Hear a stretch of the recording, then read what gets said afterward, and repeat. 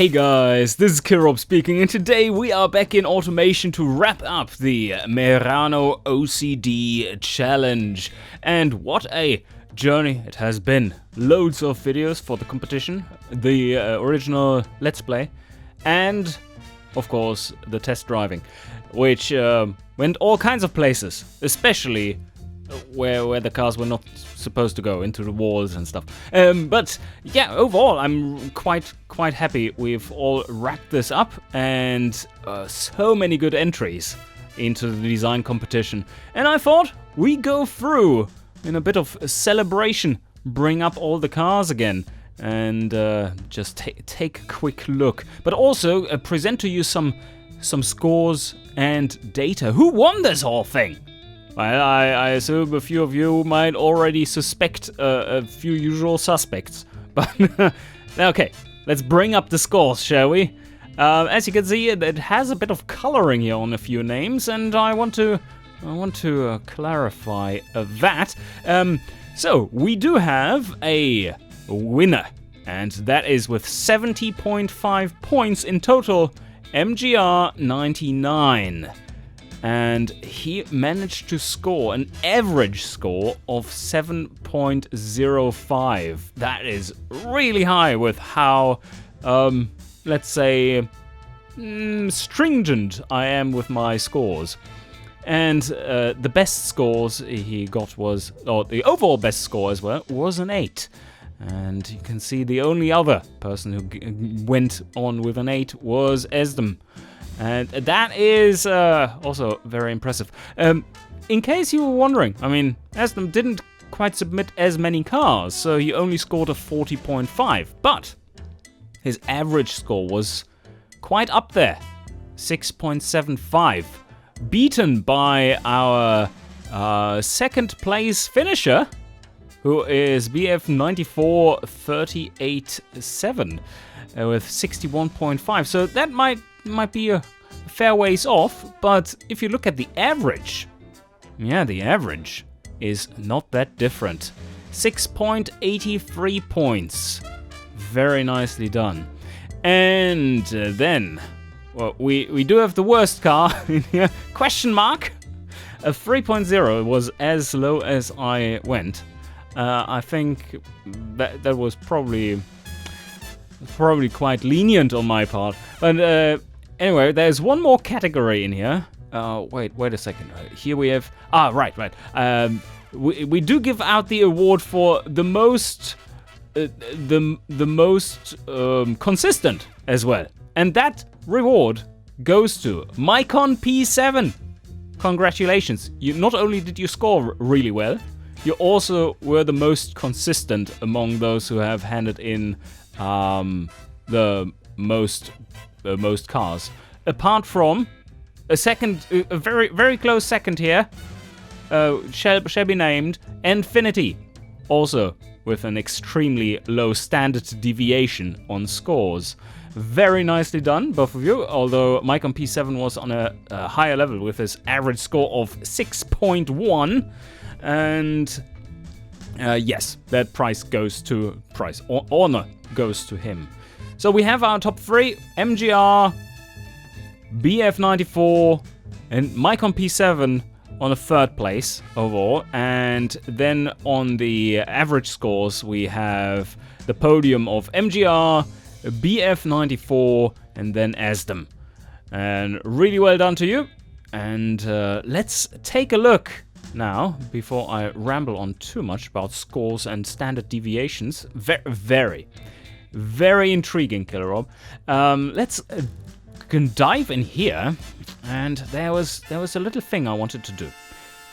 As many of you rightly pointed out, I think the Vivace requires another quick look. What I did here is clone the car, and now I've not tested it yet. I've made a Mark II version, and because it was driving horribly, it was an absolute horror show.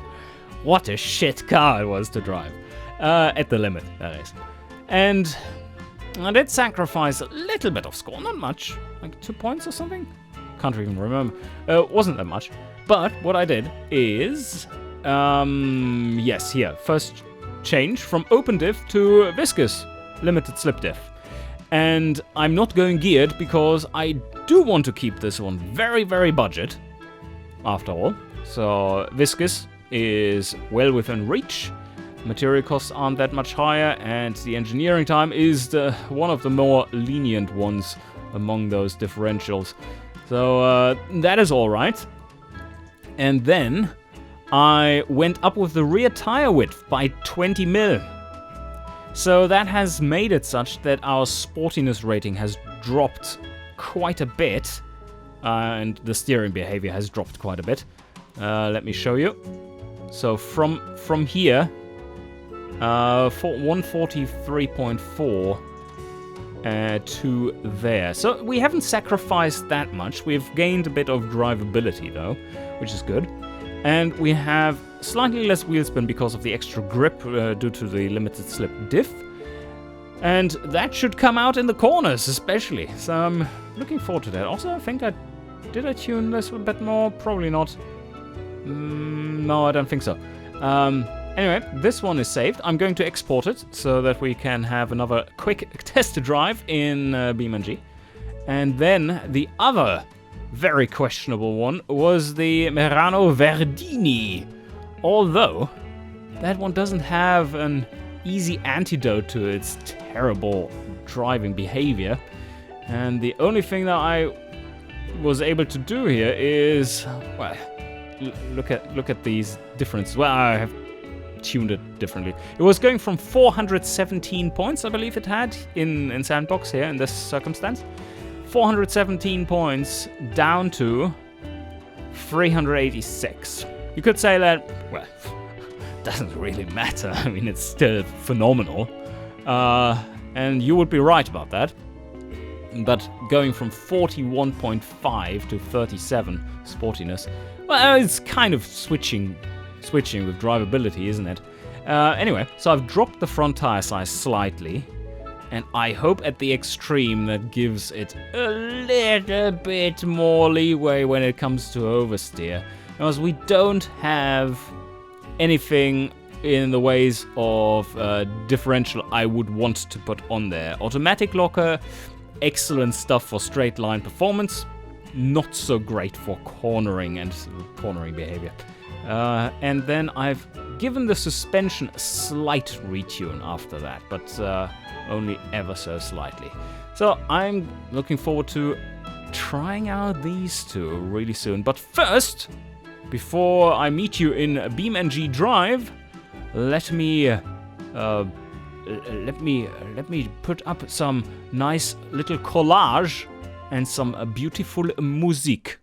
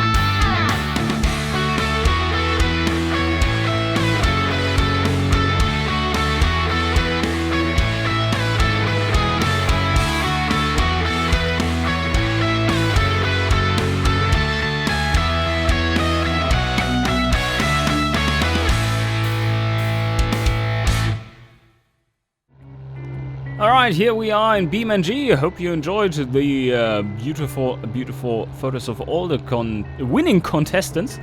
And here we are with the Verdini in its updated form. Let's see if it behaves any better than before. I don't have high hopes, I can tell you. No high hopes here, no. Not in Killrob land. Oh, that's a bad camera. Bad camera. There we go. Okay. Can I still drive after so much brake to... Whoa. I think the answer is no. Yeah. So far, so stable. This is reasonably high speed already.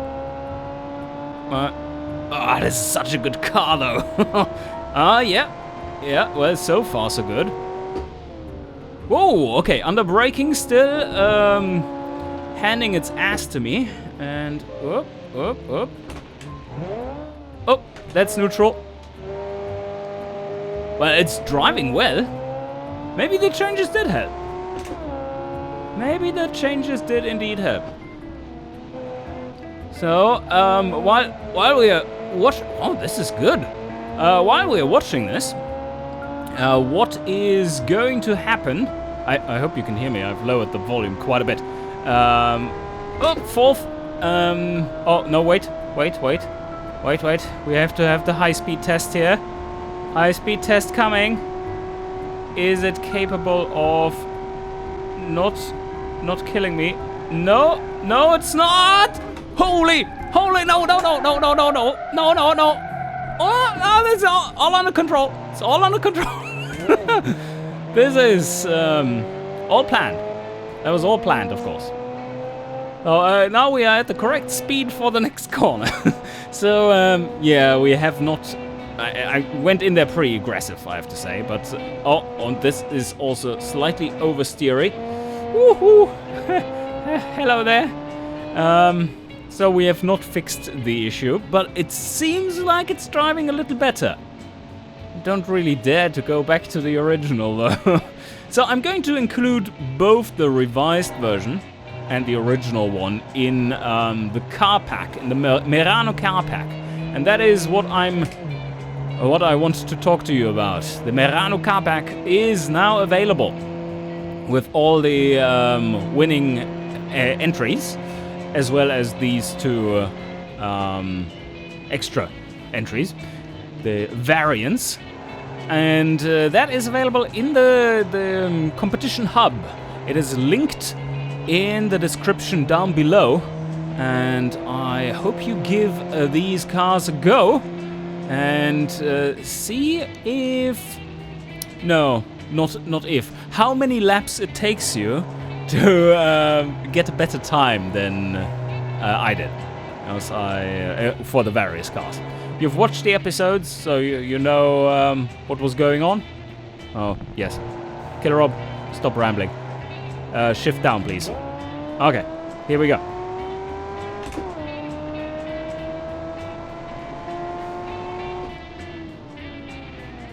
Yeah, solid braking in here. Oh, this feels so good. On medium speeds, this thing is just... low and medium speeds is just phenomenal. Up to like 110-ish, 120, just feels superb. But anyway, we need to try out the updated version of the Vivace. So let's load that one in. Okay, here we are. Oh, let's give it a ride. Let's give it a ride, yes. Oh, fuck, what was that? I think our engine just died. Anyway, someone correctly pointed out that, yes, this car was built specifically in mind having just a single exhaust. So that one really is just for show. It should not be connected, because this one was supposedly having a single exhaust. But anyway, that's a minor detail, a minor flaw in its design. Let's give it a drive and see if it has improved with the changes. Limited slip diff and 20mm wider rear tires. Alright? Oh, but still, it has so much speed potential, that's for sure. Oh, yeah, it's not, oh, beautiful. Not oversteering. Oh, yeah, you can still slide it. You can still slide it a little. But that is what you want out of a car like this. This is... Yes, full throttle there. And no problems with it. Yeah, it still wants to go around, but this feels a lot more controllable, less nasty than what I experienced in the vanilla version of this. And down the Daffy Flyer. Revving it out, baby. There we go. And full speed. Yeah, full speed. No problem. Oh, little instability there. And whoa.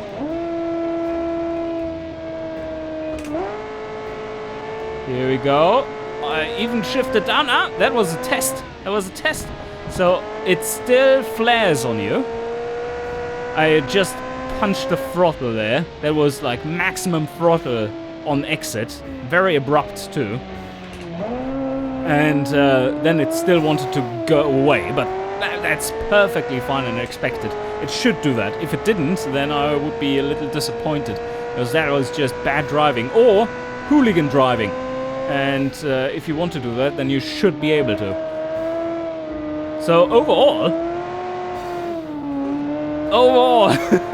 it's still doing a little slidey action, but this is the fun type of being a little all over the place, not the impossible sliding and you thinking that the car always wants to kill you like this. Yes, this was rally drama.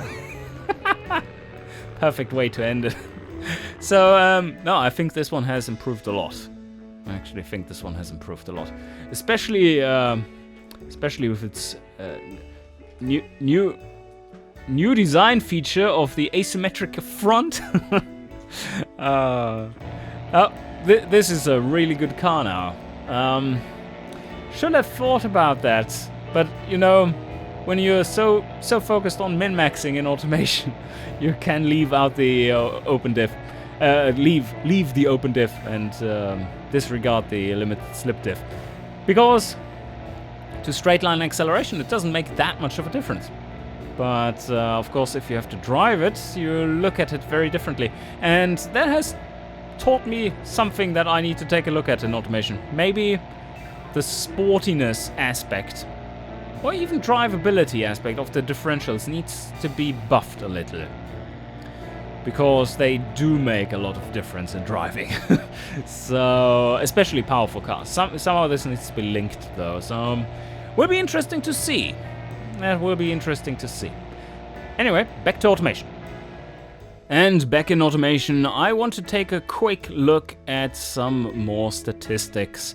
More about the competition in general. One thing that I'm always concerned about is judging fairness. And that is, of course, quite the challenge if you're the only judge.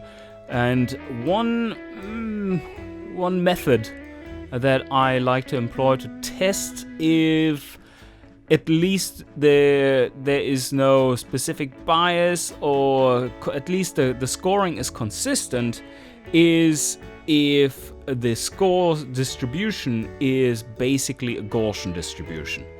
If that is the case, then usually that means you are at least consistent in your judging. And let me show you what the scoring for this competition looks like. And there we have that. That was 160 votes cast, and so 160 cars judged. And as you can see, this is pretty much a perfect Gaussian. And then we have the sixes. So I would say if roughly, if the sixes had 15 votes less, then it would be pretty much spot on. And I think that is me going, yeah, it's kind of a 5.5, but let's say it's a 6. Or me going, yeah, this is good, and then not considering if it's maybe a good plus. That could also be the case. And I think it's a mix of both. But overall, I think this points to that, well, while I did not use the entire dynamic range of the scale of judging, or the entries were not bad or good enough for me to use that range with my scaling setup, it looks like I kept it reasonably consistent. And the worst scoring car overall was probably the Vivace, that had pretty poor entries, or entries that I thought were pretty poor. Your opinion, of course, might differ. And the ones that were best, let me have a quick look, might have been... Oh, that's the wrong page, you don't see it currently, of course. Might have been... The Avantis was really good, but also the Titus. The Titus was really nice. Had a lot of 6s. Yeah, that one had a lot of 6s. And then we had another one that was really good was the Allegro. There were some really good scores in there too. But anyway, that I think is important to show, like, transparency. Yeah, I could have done a slightly better job, but at some point you just gotta call it enough, right? That was so much work to go through this competition and organize everything and have the 160 cars. And well done all of you who made my life reasonably easy. Of course, there's the original, the one whiner that is pissing you off from time to time because you didn't give the exact score that was that was in his mind that the people should get. Well, make your own competition, fella. That is just not my problem. But I hope you enjoyed. And oh, wait a second. I have one more award to give. I have to give the award of least consistent. Yes. Bring up the scores, Kiro. Bring up the scores. Least consistent award, while at the same time still being awesome, goes to Vaku, because he was very hit and miss. He has a standard deviation of 1.0. So you, sir, go into the experimental lab and please don't come out of it, because sometimes you produce just phenomenal things and then you come back a few other times in a row with just garbage. But very well played. Very well played. Anyway, this wraps up the competition. Again, head down to the description below this video for the link to the competition hub, where you find the download to the entire set of Merano cars. The official Chief designed Merano cars. The OCD is MGR 99. Hope you enjoyed, and see you guys next time.